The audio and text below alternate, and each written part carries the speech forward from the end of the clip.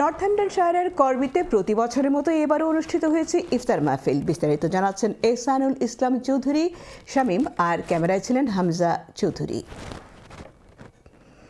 রমজান এলেই প্রাণচাঞ্চল্যে ভরে ওঠে করবি সেন্ট্রাল মসজিদ প্রাঙ্গণ। করবি মুসলিম কমিউনিটির উদ্যোগে এখানে প্রতিদিন আয়োজন করা হয় বিনামূল্যের ইফতার। প্রতিদিন প্রায় ১৫০ শতাধিক রোজাদার মানুষ এখানে এসে একসঙ্গে ইফতার করেন। স্থানীয় মুসলিম কমিউনিটির সদস্যদের পাশাপাশি বিভিন্ন পেশা ও বয়সের মানুষও এই ইফতারে অংশ নেন।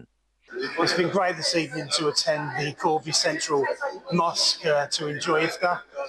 It's brilliant to sit down with the community. Neil Stone, I'm the Peace, Fire and Crime Commissioner for Northamptonshire.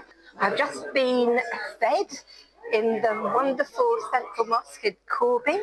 It's Iftar, and I am really, really delighted to have been able to make it here. I love Corby. এই আয়োজনের বিশেষ দিক হলো এটি সবার জন্য উন্মুক্ত। যে কোনো রোজাদার এখানে এসে ইফতার করতে পারেন।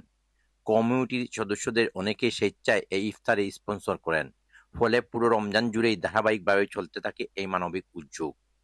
রমজান মাসে সবাইকে একসাথে ইফতার করার মধ্য দিয়েই ভ্রাতৃত্ব ও সম্প্রীতির বার্তা ছড়িয়ে দেওয়াই আমাদের মূল লক্ষ্য বলে জানান করবি Muslim community chairman Yusuf Chowdhury. আমরা কমিউনিটির অফিসার হল আইসুন, আমরা এই লোকাল এমপিও আইসুন, আর পাশাপাশি আমরা যেরকম হই আমরা যে হামেশা আমরা আলহামদুলিল্লাহ শতাধিক 150 মানুষ এভরি ডে ইফতার মাহফিলও জয়েন হই।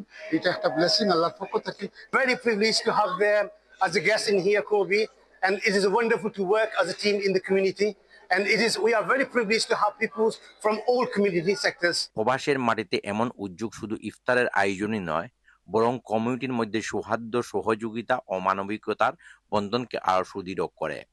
Ehsanul Islam Chowdhury Shamim, channel S news, Corby, Northamptonshire.